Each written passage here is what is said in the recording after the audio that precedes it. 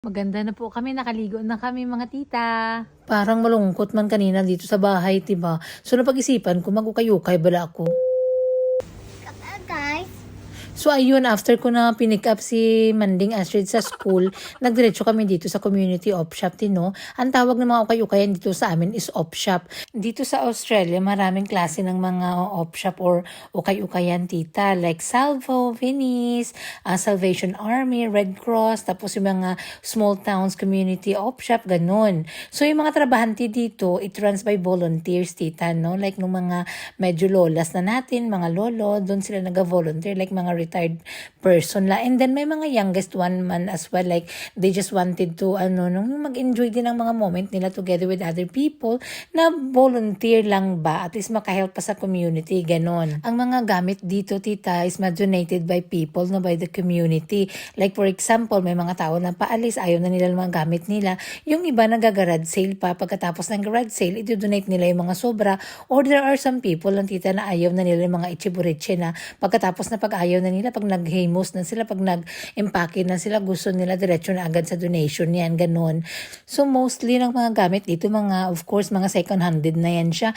But then, makakita ka talaga dito na may mga price tag pa, tita. Kasi mostly ng mga tao dito, like for example, they were given a regalo and they don't like it. You know naman mga arte, mga iban dito, I don't like this anymore. I'll give it to the salvo, to the op shop or whatever. Also, like an example, yung sabihanan ko, may mga gamit yan siya na hindi ilang man nagalaw na mga ilang buwan na, tapos parang wala na siyang gana gamitin ba, sabihan niya ako agad niya na, apay, hatid mo yan doon sa ukay-ukayan, please, magamit pa yan ng iba, or ang profit nila kasi dito, tita, mapupunta kasi yan sa mga poor people. So before ko yan siya ihatid doon sa ukay-ukayan, magsabi ng si Biana na, o baka may gusto ka dyan, kudin mo na, tapos ang ayaw mo, ihatid mo na doon sa donation, o ganon. O at least that way, nakatulong ka pa sa mga mahirap, like for example, wala kayong pera, mahirap kayo, marami kayo sa pamilya, nawalan kayo ng trabaho, mga ganito ganyan, o naglipat kayo ng bagong bahay, wala kayo mga furniture, magpunta lang kayo dyan, tita, bibigyan kayo ng mga furniture, mga gamit sa bahay, mga ganun. Parang yun ang narinig ko kasi yung aking mga in-laws before, mga volunteers man yan sila, tita, si biyanan ko na lalaki.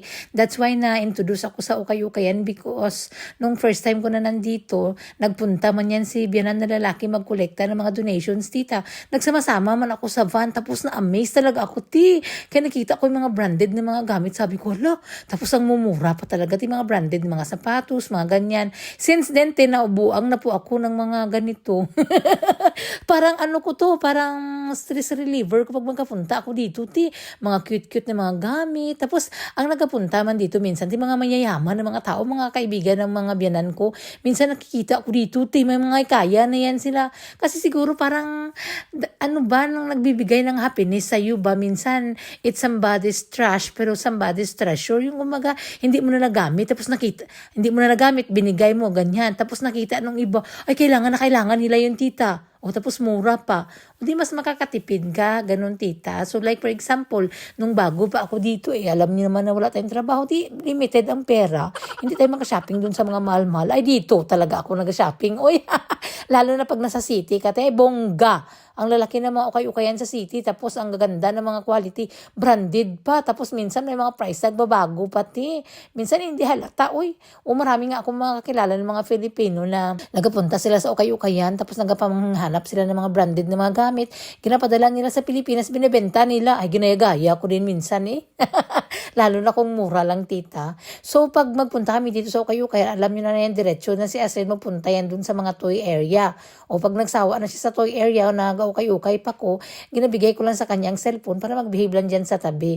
O magaganda din dito ang mga punda, mga bed cover, bed sheets, ganun. Ang ganda, sanabi ko sa inyo, kung nandito lang tayo sa city, tapos madali lang ang access sa mga balikbayan box, gusto ko sana malagi magpadala ng mga gamit. Kaso nga lang, andito lang kami sa probinsya, tapos sobrang mahal ng box dito, tita. Tapos by schedule lang siya once a year yata. Sige, mapadala ka pa? O kung mahilig ka naman sa mga netting, mga crochet, andito madami-daming yarn. Oh, kompleto pa pati yung mga needles andito na. So parang buong kailangan mo sa bahay nandito na sa loob ng ukay-ukaya namin, tita. Maliit na nga lang ito, merong mga op shop dito na pati mga furnitures kompleto sila, like nang nasa Melbourne pa kami dati. Kompleto mga gamit sa bata, lahat-lahat ng mga kailangan mo din andyan. So mga damit, mga branded pa yan, tita. Tapos hindi man mga laspag ang mga gamit dito. Kaya alam niyo naman ang mga puti, no? Pagka minsan once na isang gamit lang nila, pag ayaw na nila, ginadonate nila agad. So hindi ko pinaligtas itong mga cute na mga stuffed toys, kinuha ko. Tapos may mga ano din yan sila, tita, may mga jewelries din sila. May mga tao talaga nag-donate ng mga gold. Uy, kaya nasa estante sila. Paglabas mo dito sa amin, may libre pa talaga. Kanina madami yan dyan. Paglabas namin, ay wala natin. Ano pa man yung mga yahong, uy, wala man tayong ilagay dyan. Sige lang naman ang tago ng tago, display ng display. Hindi man din magamit. So ayan, nalabahan na natin. Naging ano ko sa init na tubig. Tapos sinampay, kasi sobrang init naman ngayong hapon. Ay, tiuga na agad eh.